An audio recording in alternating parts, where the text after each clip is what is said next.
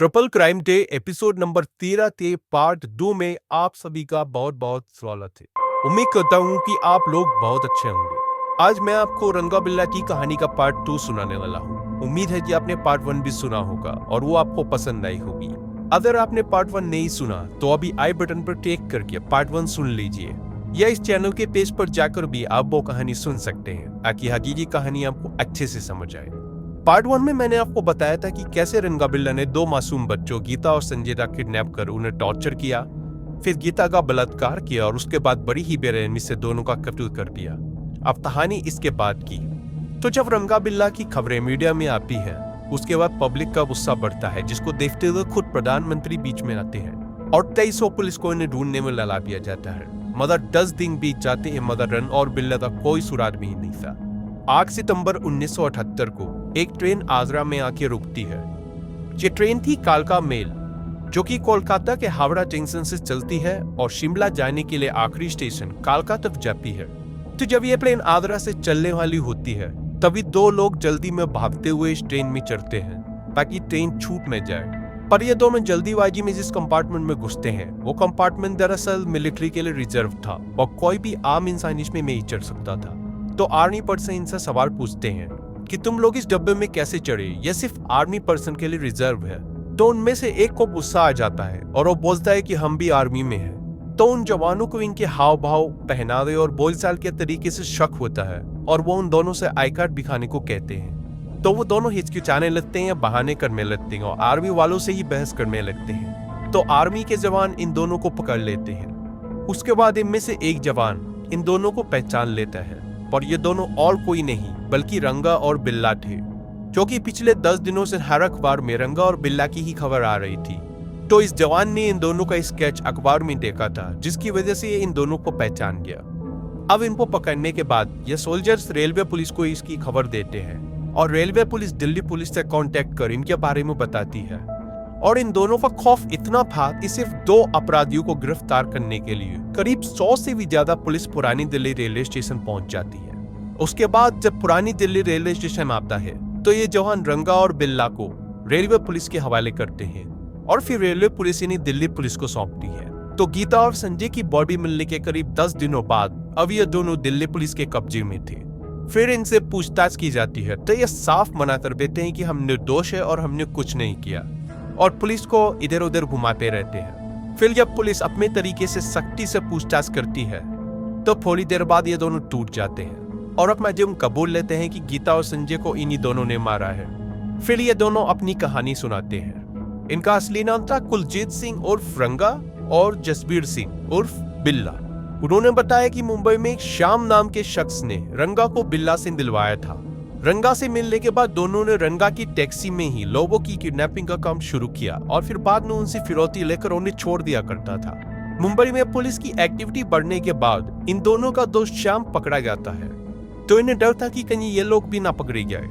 तो ये लोग मुंबई से भागकर पहले सूरत आते हैं, फिर अहमदाबाद जाते हैं। उसके बाद ये लोग 24 अगस्त 1978 को दिल्ली पहुंचते हैं और दिल्ली के मजलिस पार्क इलाके में एक घर किराए पर लेते हैं और उस घर का 2 महीने का एडवांस भी ये लोग मकान मालिक को देते हैं। उसके बाद 26 अगस्त 1978 को ये लोग कुछ लूटपाट के इरादे से निकलते हैं और अशोक होटल के सामने से एक मस्टर्ड कलर की फिएट कार चुराते हैं। इनका इरादा था कि दिल्ली में भी कुछ लूटपाट करके यहाँ से निकल जाना है, पर इत्तेफाक से उस दिन गीता और संजय इनसे लिफ्ट मांगकर इनकी कार में बैठ जाते हैं और आगे की कहानी आप सभी लोगों को पता ही है। अब दिल्ली पुलिस के पास इनका एक बाहिया बयान तो था, पर कोर्ट में पुलिस को दिया कोई भी बयान मान्य नहीं होता। उसके लिए सबूत की जरूरत पड़ती है। तो पुलिस अब बाकी के एविडेंस को खंगालना शुरू करती है।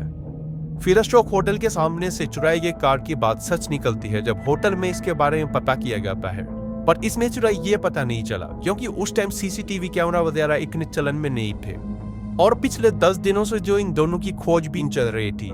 तो पुलिस को दिल्ली के मजलिस पार्क के पास एक लावारिस गाड़ी मिलती है और कुछ दिनों पहले ही एक आदमी ने अपनी कार की मिसिंग रिपोर्ट लिखाई थी और इस गाड़ी का मॉडल नंबर और कलर उस मिसिंग रिपोर्ट से मैच कर रहे थे, पर नंबर प्लेट अलग था। तो उस कार मालिक को वहां बुलाया जाता है और उसके पास गाड़ी की ओरिजिनल चाबी थी।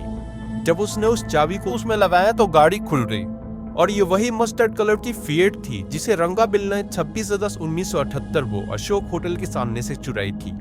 उस गाड़ी के अंदर से पुलिस को कुछ फर्जी नंबर प्लेट, खून के धब्बे और मिट्टी मिलती है। उसके बाद दिल्ली ने पहली बार किसी केस के लिए फॉरेंसिक टीम को बुलाया जाता है। फिर इन खून के धब्बों को गीता और संजय के ब्लड से मैच किया जाता है और ये मैच हो जाता है। और उस कार में मिले मिट्टी को भी जहां गीता और संजय की बॉडी मिली वहां की मिट्टी से मैच किया जाता है और ये भी मैच हो जाता है। जब रंगा बिल्ला को पकड़ा गया तो इनके पास एक बैग था जिसमें उनके कपड़े थे और उन पे भी खून के कुछ धब्बे थे और ये भी गीता और संजय के ब्लड से मैच हो जाते हैं। फिर एक और बहुत अहम सबूत पुलिस के हाथ लगता है। जब गीता और संजय की बॉडी मिली तो गीता के नाखून से कुछ ब्लड और बाल मिले थे और बाद में ये ब्लड और बाल भी रंगा और बिल्ला से मैच हो गए। अब पुलिस के पास इतने सबूत हो गए थे कि इन्हें कोर्ट में दोषी साबित किया जा सके। उसके बाद रंगा बिल्ला को कोर्ट में पेश किया जाता है और मुकदमा शुरू होता है। पर अदालत जाते ही दोनों बदल जाते हैं और कहने लगते हैं कि हम निर्दोष है और इधर उधर की बात बनाने लगते हैं और कहते हैं कि हम उस दिन दिल्ली में थे ही नहीं। फिर तो बहुत अहम गवाह सामने आते हैं और ये थे वेलिंगटन हॉस्पिटल के वो डॉक्टर जिसने 26 अगस्त 1978 की रात बिल्ला का इलाज किया था और वो पुलिस वाला जिसने इन दोनों को उस रात उस हॉस्पिटल में देखा था। तो इन दोनों की गवाही और सारे सबूत और फिंगरप्रिंट से साबित हो जाता है कि गीता और संजय के साथ हुए सारे जुर्म के गुनहगार कुलजीत सिंह उर्फ रंगा और जसबीर सिंह उर्फ बिल्ला ही हैं। और चूंकि पब्लिक में इन दोनों को लेकर बहुत गुस्सा था तो साल भर के अंदर ही लोअर कोर्ट अपना फैसला सुना देती है और इन दोनों को फांसी की सजा सुनाती है। उसके बाद दोनों इस फैसले के खिलाफ हाई कोर्ट में अपील करते हैं पर हाई कोर्ट भी दोनों की डेथ पेनल्टी को कायम रखती है। अब ये लोग सुप्रीम कोर्ट पहुंचते हैं पर वहां से भी इन्हें कुछ हासिल नहीं होता और सुप्रीम कोर्ट भी इन्हें मौत की सजा सुनाती है। फिर इनके पास एक ही रास्ता बचता है और वो थी मर्सी पिटीशन। इसके बाद ये दोनों राष्ट्रपति के पास दया याचिका भेजते हैं। उस वक्त मीलम संजीव रेड्डी हमारे देश के राष्ट्रपति थे और इनके गुनाहों को देखते हुए वो भी इनकी दया याचिका को खारिज कर देते हैं। अब यह तय था कि इनको फांसी होनी है और ब्लैक वारंट भी साइन हो चुका था। इस बीच जेल में रहने के दौरान शायद रंगा को अपनी गलती का एहसास हो गया था और वो बहुत ही शांत और धार्मिक हो गया था और उसने कुछ किताबें भी लिखी थी। पर बिल्ला का आचरण अभी भी वैसा ही था। उसके बाद रंगा अदालत में एक आखिरी याचिका और दाखिल करता है कि उसने कत्ल नहीं किया, पर कोर्ट उसे यह कहकर खारिज कर देती है कि क्योंकि वो इस रेप और हत्याकांड के वक्त बिल्ला के साथ था तो वो भी उतना ही गुनहगार है जितना कि बिल्ला। उसके बाद बिहार के बक्सर जेल से फांसी के लिए रस्सी मंगाई जाती है और पूरे देश में चाहे कहीं भी फांसी हो, रस्सी हमेशा बिहार के बक्सर जेल से ही जाती है। और ये रस्सी एक अलग किस्म की रस्सी होती है जिसे कि स्पेशली फांसी के लिए ही तैयार किया जाता है। फिर फरीदकोट से फकीरा जल्लाद और मेरठ से कालू जल्लाद को बुलाया जाता है। फांसी से कुछ दिनों पहले कुछ पत्रकार हाईकोर्ट में एक याचिका दाखिल करते हैं क्यों में रंगा और बिल्ला का इंटरव्यू लेने दिया जाए, पर हाईकोर्ट इसे खारिज कर देती है। फिर ये लोग सुप्रीम कोर्ट पहुंचते इस याचिका के साथ और इस इंटरव्यू को ग्राउंड ये देते हैं कि उन्हें जानना था कि ऐसे अपराधियों के मन में क्या चलता है जब वो ऐसा गुनाह करते हैं। तो सुप्रीम कोर्ट उन्हें परमिशन दे देती है, पर कोर्ट ये भी कहती है कि अगर दोषी चाहें तभी ये उनका इंटरव्यू कर सकती हैं। उसके बाद रंगा तो इस इंटरव्यू के लिए मना कर देता है, पर बिल्ला तैयार हो जाता है। फिर 5 पत्रकारों को फांसी से एक दिन पहले 1.5 घंटे का वक्त दिया जाता है इस इंटरव्यू के लिए।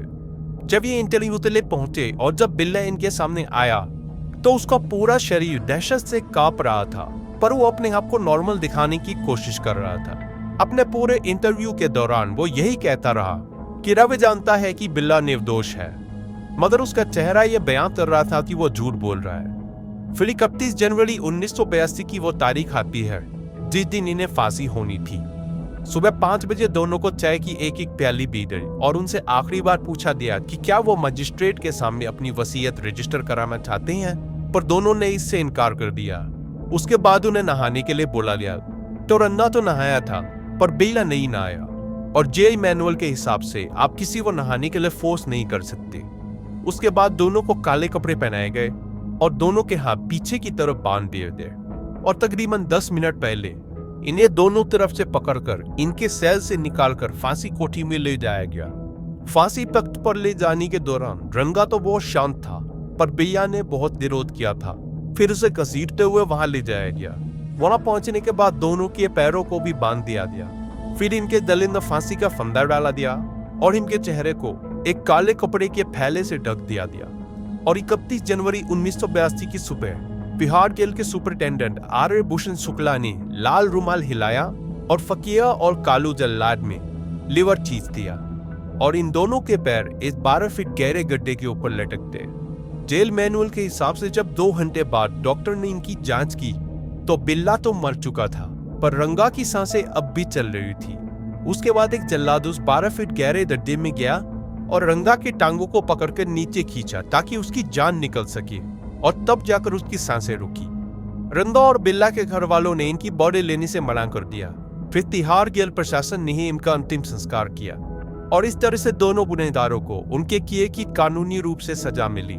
इनकी फांसी से पहले 1981 में सरकार ने गीता चोपड़ा और संजय चोपड़ा को मरणोपरांत इनकी बहादुरी के लिए कीर्ति चक्र से नवाजा। उसके कुछ समय बाद India council for child welfare ने सरकार के पास एक प्रपोजल भेजा कि जिस तरह से इन्होंने बहादुरी दिखाई और एक भाई ने अपनी बहन को और एक बहन ने अपने भाई को बचाने के लिए उन बदमाशों का सामना किया, उसके लिए इन दोनों के नाम से वीरता पुरस्कार होना चाहिए। गवर्नमेंट ने इस प्रपोजल को स्वीकार कर लिया और उसके बाद से लेकर आज तक हर 26 जनवरी को 2 बच्चों को गीता चोपड़ा अवार्ड और संजय चोपड़ा अवार्ड दिया जाता है। तो यही थी आज की कहानी। मुझे उम्मीद है कि आप लोगों को यह कहानी बहुत पसंद आई होगी। अगर आपको कहानी पसंद आई हो तो इसे लाइक करें और कमेंट करके बताएं कि आपको कहानी कैसी लगी, और इसे ज्यादा से ज्यादा शेयर करें और चैनल को सब्सक्राइब करके बेल आइकन को दबाएं ताकि आप मेरी कोई भी कहानी मिस न करें।